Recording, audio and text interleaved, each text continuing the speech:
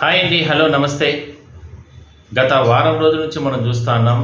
సినీ నటుడు మోహన్ బాబు ఇంట పెద్ద ఎత్తున ఒక రచ్చ జరిగిందని మనం చెప్పుకోవచ్చు.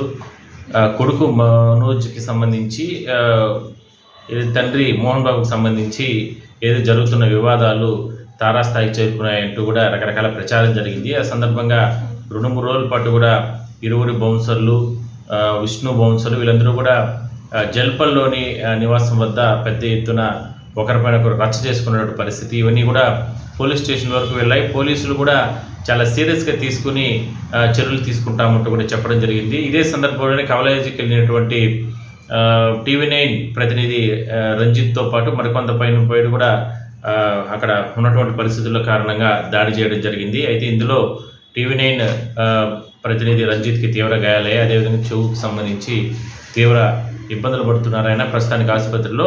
అయితే లేటెస్ట్ అప్డేట్ ఏరా అంటే నిన్నటి నుంచి కూడా, అంటే నిన్న ఒక ఇష్యూలో, సినిమాకి సంబంధించిన ఒక ఇష్యూలో స్టార్ హీరో అల్లు అర్జున్ని పోలీసులు అరెస్ట్ చేశారు. ఏదైతే సంధ్యా థియేటర్కి సంబంధించి ఒక మహిళ అక్కడ తొక్కిసలాటలో చనిపోయిన నేపథ్యంలో అరెస్ట్ చేశారు. ఆయన తర్వాత ఆయన్ని జైలుకి పంపించారు. ఒక రోజంతా కూడా ఆయన రాత్రి జైల్లో ఉన్నారు. దాని తర్వాత హైకోర్టు ఇచ్చినటువంటి మధ్యంతర బెయిల్ ప్రకారం ఆయన విడుదల అవ్వడం జరిగింది. అయితే ఒకసారిగా ఎవరు ఊహించలేదు స్టార్ హీరో అల్లు అర్జున్ని అరెస్ట్ చేస్తారని. అట్లా అల్లు అర్జున్ని అరెస్ట్ చేసిన సందర్భంలో వెంటనే అప్రమత్తమైనటువంటి మోహన్ బాబు గారు కూడా అజ్ఞాతంలోకి వెళ్ళిపోయాడంటూ కూడా, ఎందుకంటే తమను కూడా ఆడ అరెస్ట్ చేస్తారనే ఉద్దేశంతో అజ్ఞాతంలోకి వెళ్ళిపోయాడంటూ కూడా వార్తలు వచ్చాయి. అయితే అందుకు ఆయన ఒక ట్వీట్ చేయడం జరిగింది. ఎక్కడ కూడా నేను అజ్ఞాతంలోకి వెళ్ళలేదు, అందుబాటులోనే ఉన్నాను. అయితే ఒత్తిడి కారణంగా తీవ్రమైన అంటే కొంచెం మానసికంగా కాస్త ఇబ్బందులు పడుతున్నాను. వైద్యుల సంరక్షణలో ఉన్నాను. త్వరలోనే పోలీసులకు సహకరిస్తాను. ఆ రోజు జరిగిన పరిణామాలు వాటన్నిటిపైన కూడా పోలీసులకు వద్దకు వెళ్ళి చెబుతాను, ఫిర్యాదు చేస్తానంటూ కూడా ఆయన కూడా చెప్పడం జరిగింది. అయితే ఇవాళ ఒక్కసారిగా ఆసుపత్రిలో చేరుకున్నారు. ఆసుపత్రికి ఏదైతే TV9 ప్రతినిధి రంజిత్ ఏదైతే అతనికి దాడి జరిగిందో ఆయన ఆల్రెడీ చికిత్స పొందుతున్నారు కాబట్టి అక్కడికి వెళ్ళి ఆయన్ని పరామర్శించడం జరిగింది. అదేవిధంగానే ఆయన కుటుంబ సభ్యులు కూడా పరామర్శించారు, ఓదార్చారు. అలా జరగకూడదు, ఆవేశంలో అలా జరిగిపోయింది, ఖచ్చితంగా మీకు మా కుటుంబం అండగా ఉంటుందంటూ కూడా ఆయన భరోసా ఇచ్చారు. బెడ్ పైన పనుకొని అంటే చికిత్స పొందుతున్నటువంటి రంజిత్ని దగ్గరికి వెళ్ళి, సారీ బ్రదర్, పొరపాటు జరిగింది, నేను ఒక మానసికంగా ఆ సమయంలో కాస్త ఒడిదడుగులో ఉన్నాను. ఒక్కసారిగా ఆ సందర్భంగా నువ్వు లోగో తీసుకుని ముందుకు వచ్చిన సందర్భంలో అది ఎవరు ఏందనేది కూడా గ్రహించుకోకుండా వెంటనే నేను రియాక్ట్ అయ్యాను. దీని నష్టం జరిగింది నీకు, నీ కుటుంబానికి. ఖచ్చితంగా మరోసారి ఇలాంటిది రిపీట్ కాకుండా నేను జాగ్రత్త పడతానంటూ కూడా రంజిత్ కూడా సారీ చెప్పినట్లు తెలుస్తామని జర్నలిస్టులకి అందరికీ కూడా క్షమాపణ చెప్పారు.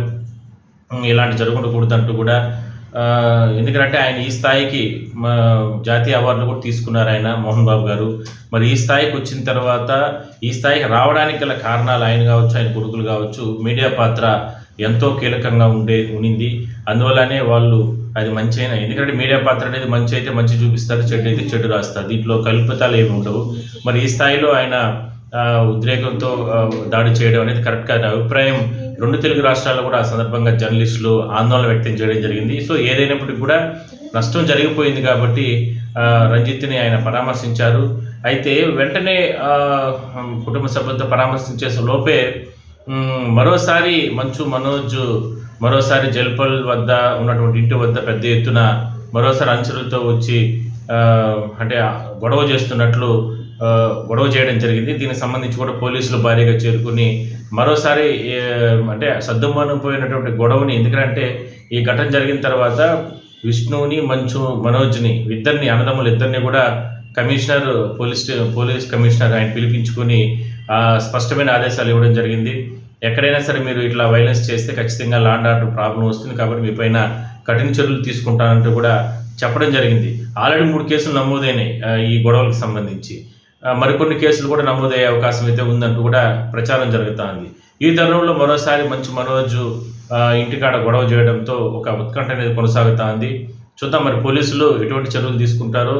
ఇంటి సమస్యని ఈ వీధుల సమస్యగా మార్చినటువంటి మోహన్ బాబు గారు కూడా కాస్త శాంతించారు కాబట్టి మరి ఆయన ఏ విధంగా దీన్ని ఫేస్ చేస్తారు, గొడవలను ఏ విధంగా పరిష్కారం చేసుకుంటారో.